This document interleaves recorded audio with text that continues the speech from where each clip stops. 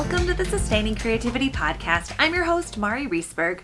Over the past several years, I've combined my degrees in acting and somatic psychology to share my sustaining creativity techniques with performers. And now I've decided to share it with a bigger audience that includes you. I believe we are all creative, and this podcast is all about that.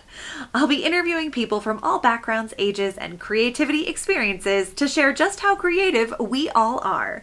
Today, I'll be speaking with Kymberlee Weil. She's a speaking and storytelling strategist. Please enjoy Kymberlee Weil.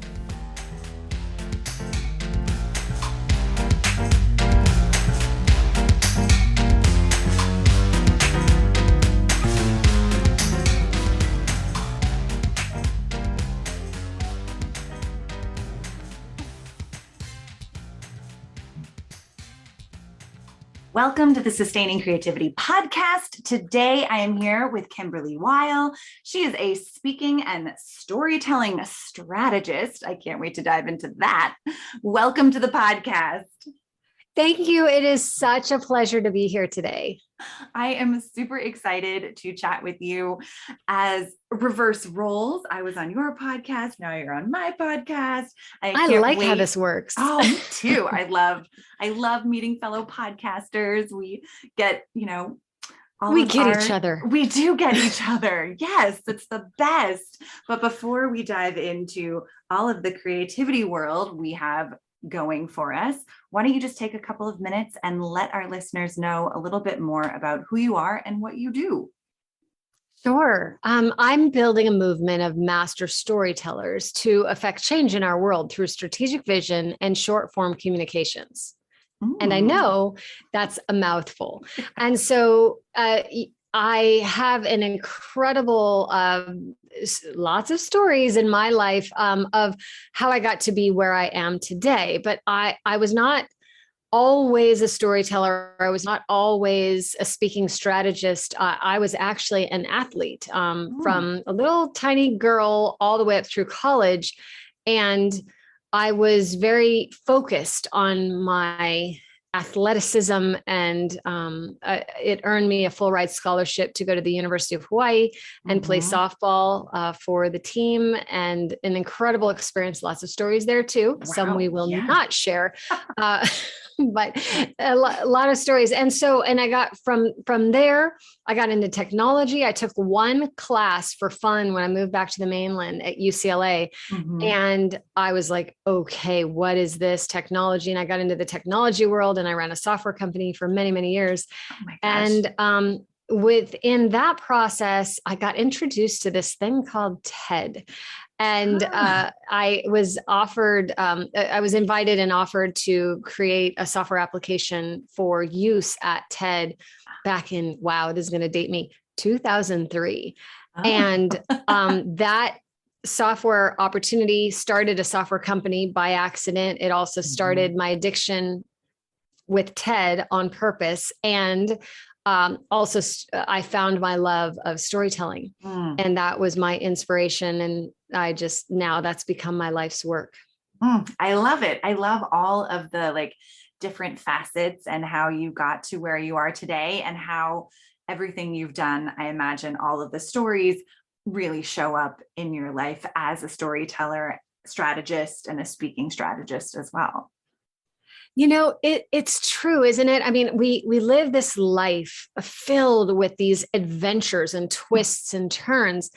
And if we kind of reflect back, we can connect those dots. We can say, oh, because you made this decision here, it opened up this opportunity there. And because you said yes to this, all of a sudden, all these other opportunities presented themselves. Never would I probably be where I am today had it not been saying yes to that opportunity at TED through the lens of a software person. I was very, very technical. I wrote 2 books on programming technology, very, very technical mind.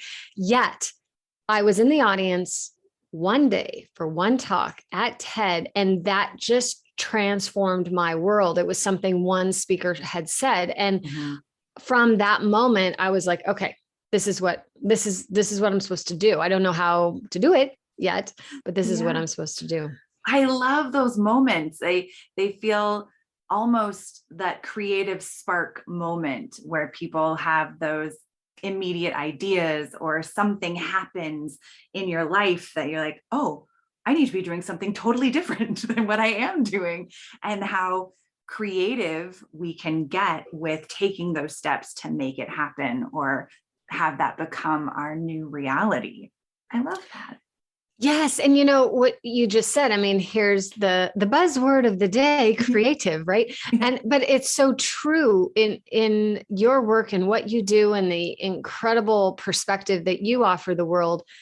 When we close down and when we are not open to different possibilities, that's where I believe creativity stops. And the more that we allow ourselves to be curious, the more we allow ourselves to put ourselves in uncomfortable situations over and over and over and again and again and again, that's where we grow. That's where we blossom. That's where we can find these gifts and these unexpected outcomes that we would have never achieved had we been so closed-minded. Absolutely. I mean, it just really speaks to getting outside of our comfort zone, that edge of our comfort zone where creativity really comes alive. And I can imagine being a tech-minded person sitting in that TED Talk and thinking, I'm going to change my life.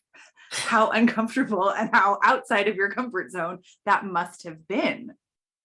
Yes, 100%. Yes, it was a speaker. His name is Wade Davis, and he was talking about indigenous cultures,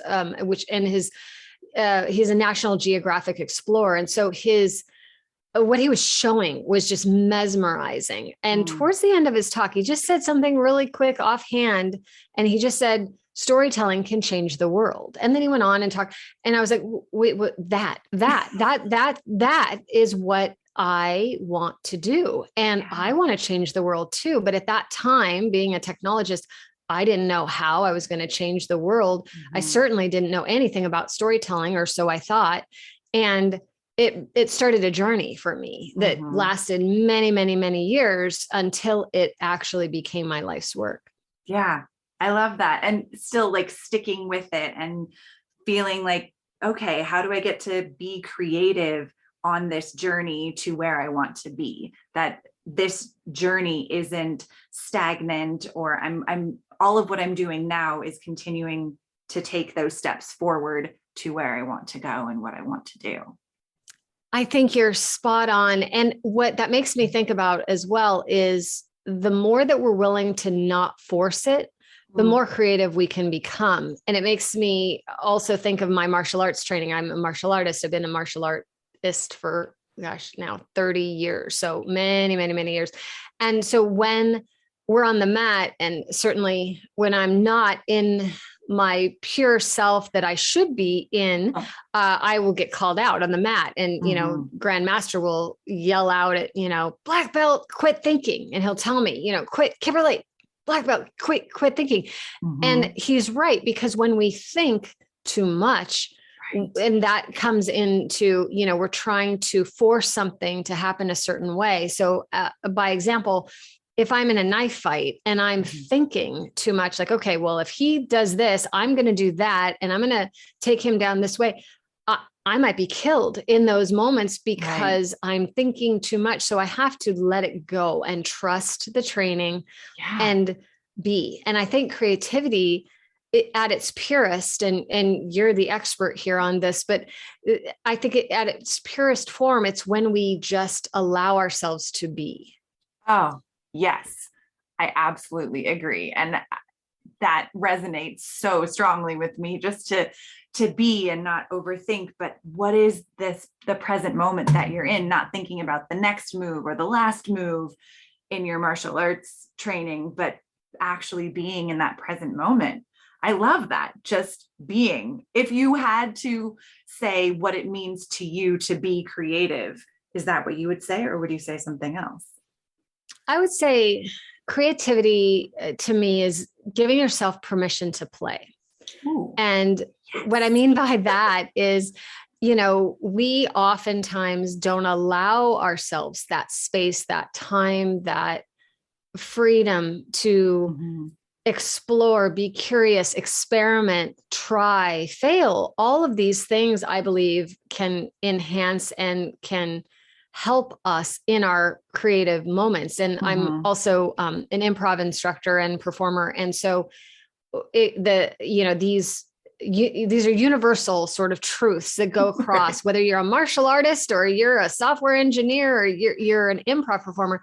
The more that we force thought, the less good it's going to be in any case, right? So as an improv performer, if I'm forcing something in a scene and I'm performing, it's not going to go anywhere. It's certainly not going to be funny. Chances are, if I'm forcing it to be a certain way, but when I let go and give myself permission to play, who knows what'll happen? That's where the unexpected happens. That's where the gifts happen. That's where the richness happens, because we allow ourselves to be okay with letting go of control, which is very hard to do. Yes, it is. Have you always been that way? Or is this something that you've kind of trained yourself to let the grip of control go so you have that freedom to play? Oh my God, I'm training in it every day. Are you kidding? Growing up as an athlete, you want control over everything you can. I was a softball pitcher. So, I would be micromanaging how I release the ball at my hip, and I could visualize the seams of the ball spinning a certain way, and a fraction of a millimeter off would be the difference between a home run or a strikeout, and so having control over my pitches, same thing in martial arts, having control over, I do a lot of weapons training. And so having control over my opponents, or, I think for me anyway, my human nature is to, control the outcome, control. So that's also a big reason of why I'm so obsessed with improv, improv comedy, improvisation comedy, is because when we control it, it doesn't work. So it's allowing myself, it's back to the permission to play, to try, experiment, fail, look ridiculous, and laugh at ourselves and let go. That is a muscle, I think, that so many of us could benefit from building. Absolutely. Where do you think you learned to give yourself that permission? Was it like some teacher that you had that gave you permission, or something that you would tell yourself? I think for sure, I've always surrounded myself with teachers and instructors and mentors to help me improve my game, whatever game that is that I'm playing. And so I have taken so much from incredible mentors in my life. And I think that modeling them and watching and noticing those around me and how they're playing at a really high level, but they are playing. And so, the more that we can model those that we respect and those that we trust, I think that can really benefit and also shortcut us getting to that next level, whatever that next level is. So I think that it has been certainly a workout for me because, my mindset has been, again, back to I default to my athletic mindset, which is do and conquer and achieve and earn and win, and so when a mentor is now saying, well, what if you did it this way? Or what if you, and it's scary, right? To adopt that different point of view. But once you do, it's really fun. Yeah. Freeing almost. For sure. Well, I imagine working with people in speaking opportunities or storytelling opportunities, you come up against creative challenges where people have blocks with their creativity and their stories. How do you work through those creative blocks with other individuals and with yourself? Because I imagine you experience them too. Sure. I think, my specialty is high stakes speaking and storytelling. So this is when I like to play when everything's on the line. So either, millions of dollars or even tens of thousands of dollars is on the line, or lives are on the line. Some of the people that I work with are combating human trafficking, or I work with veterans who are combating veteran suicides. And so the issues that I work with are very deep and very important. And so even if you, in your heart, want to, let's say, speak at an event which can change lives, because the stakes are so high, it ups everything, and it causes that constraint that we talked about earlier, where it's hard to give yourself permission to play when lives are on the line, right? So it's I think an approach that I use is knowing when and where. And so the playfulness can come behind the curtain. So as we're rehearsing our talks, as we are putting in the work before that big day and before that event happens, it's being ridiculous with your rehearsals and characters and doing things that most other people wouldn't do. But it gives you range and depth, so that when you do hit the stage and you're sharing a story or you're giving a speech, you are 100% alive and fully informed. Your entire body is ready to go. Not only your mind, not only your words, not only your physicality, but all of you is ready to go, because you've given yourself permission to play when no one was watching. And I think that the combination of the two allow you to perform at your highest level. Nice. I like that. With the practice and the preparation, you can have as much silly and goofiness. And we need that.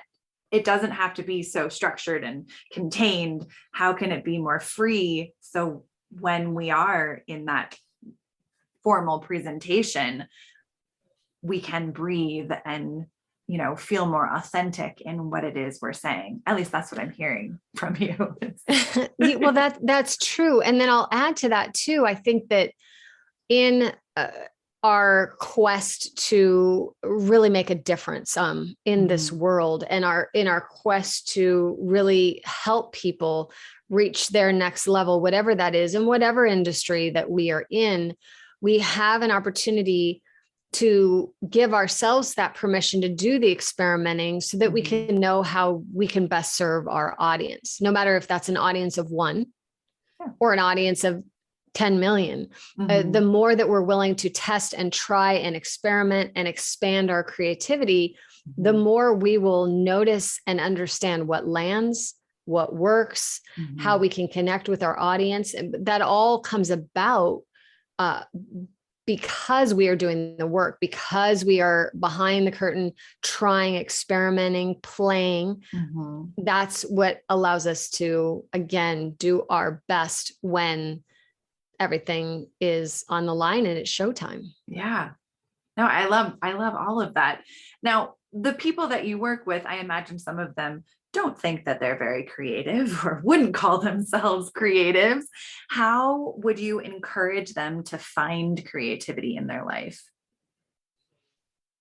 I think that creativity is all around us, and it's a matter of being open to different possibilities. And so let's suppose, not that I'm stereotyping, but perhaps it might come off that way, but I do work with scientists from time to time, or, they're giving very important talks in the red circle or somewhere else, where everything really matters. They're unveiling something. And generally speaking, they're very, very good at what they are doing. To all my scientists out there, here's a shout out. No, I'm just kidding. But they're really, really good at what they're doing, but they're not trained as a professional speaker. No fault of their own. It's just not what they've done. So allowing them to find their voice, their own perspective, their own point of view through story can be incredibly freeing and can tap into that creativity. So for example, if I was going to talk to you about a research project I was doing, and I happen to be a scientist, and I'm talking to you about a research project, I could pull out my charts and graphs and say, okay, see how this went from here to here, and look at what we found. And this is incredible. And this is going to change industries.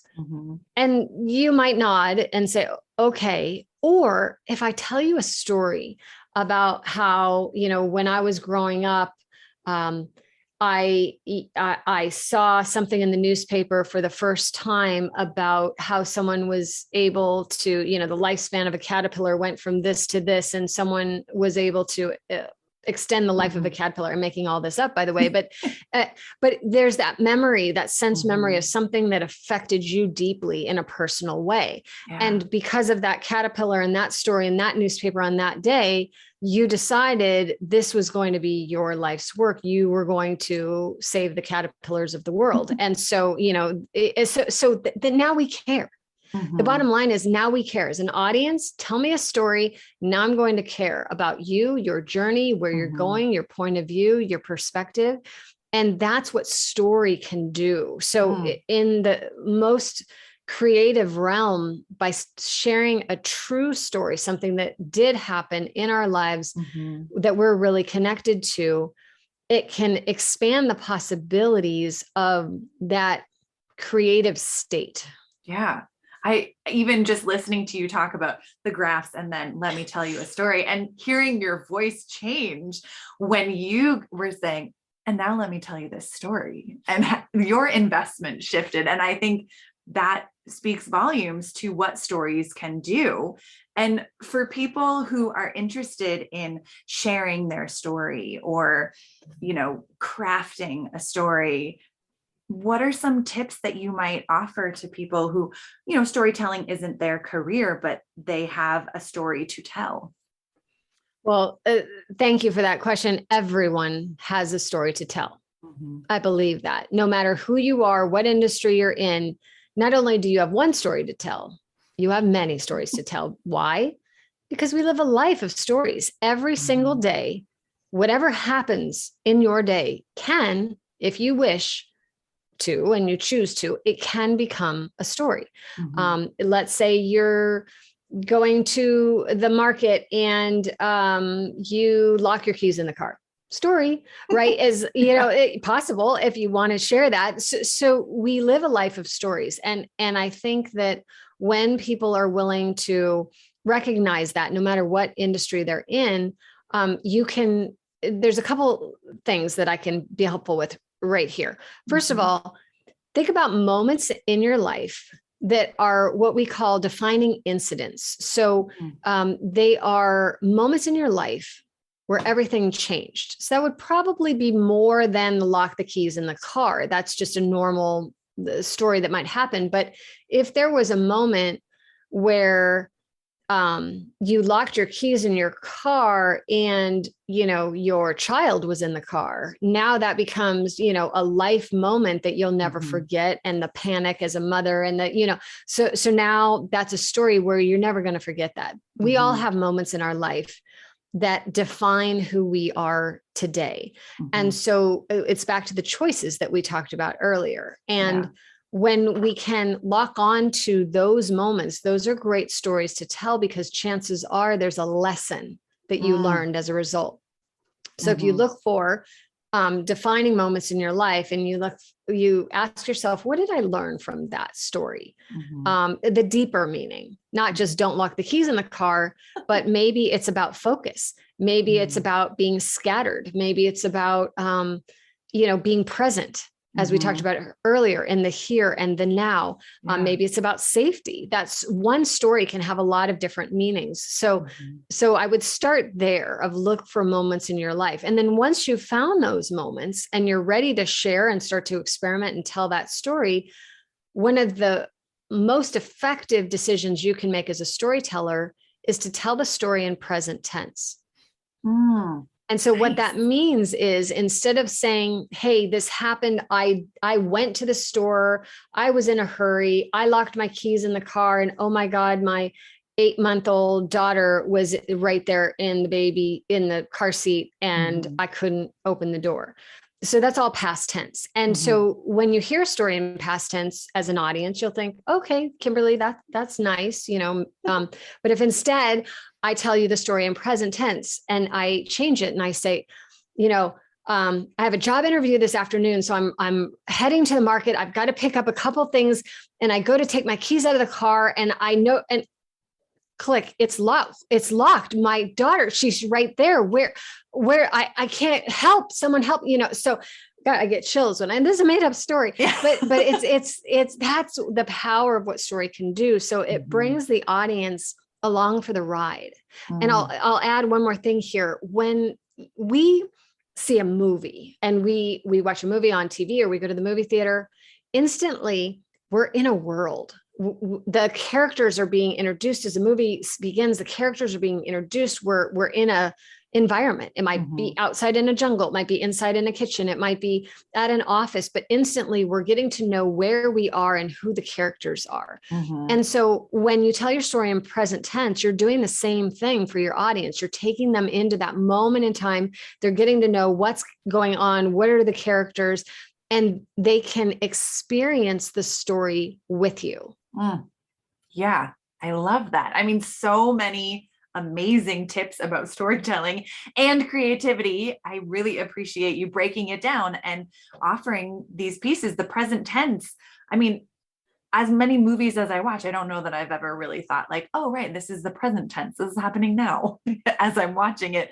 And if I were to create a story from that space, how much more impactful or how another person would receive it in a different way than were I to share like, oh, 10 months ago, XYZ happened and I'm fine now, but how we kind of make everything okay in the present. So I like that. And that made me think of one other thing to add here, that here's a, kind of a hard truth about storytelling.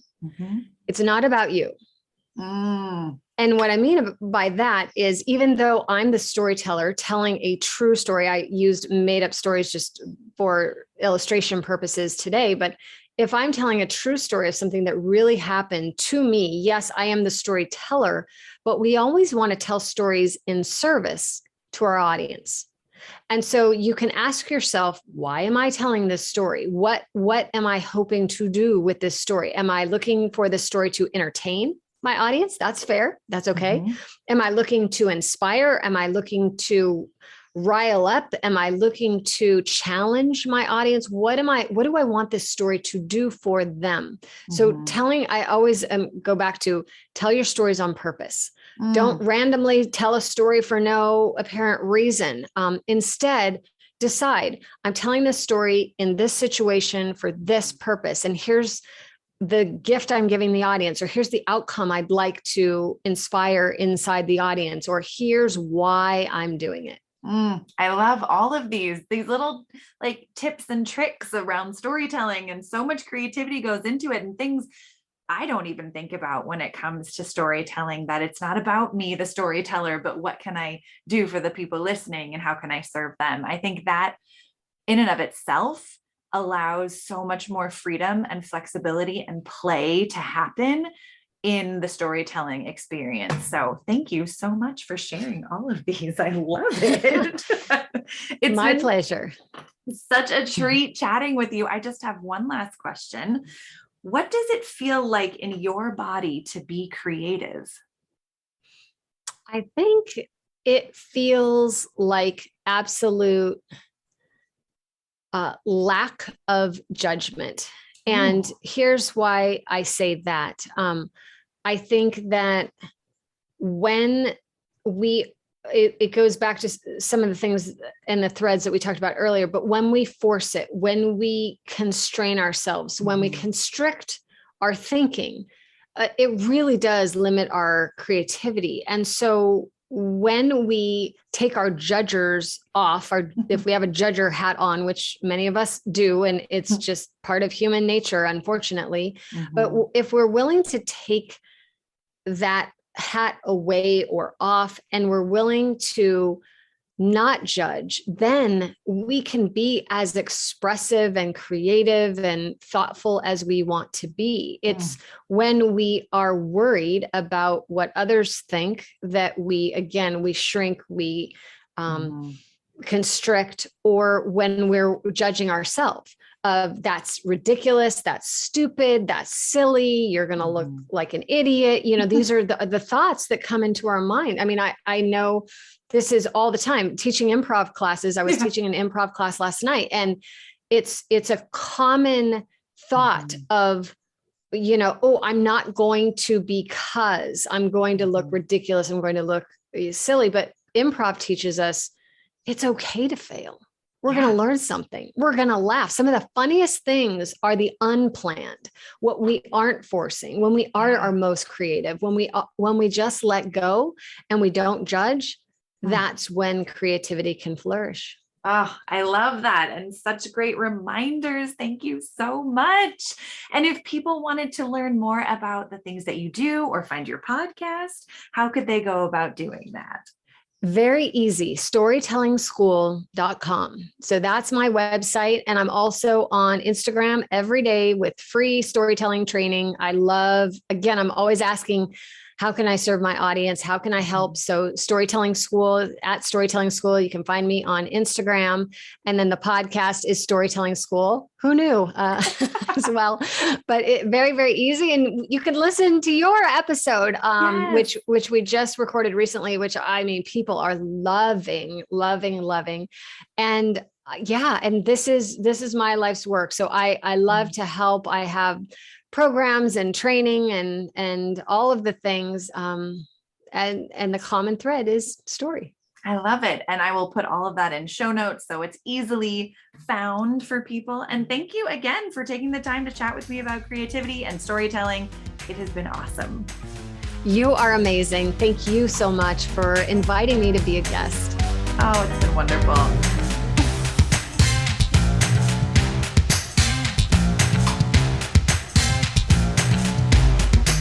Thanks for listening to the Sustaining Creativity Podcast. We'd love to keep in touch, so follow us on Facebook and Instagram. We are at Sustaining Creativity. Make sure to subscribe to the podcast wherever you listen to podcasts. Tag your friends and family so they can listen too. We love to hear from you, so leave your reviews, comments, and questions. Check out our website, sustainingcreativity.com, for upcoming offerings and creativity coaching. Tune in Tuesdays for our next episode. And remember, with creativity, anything's possible.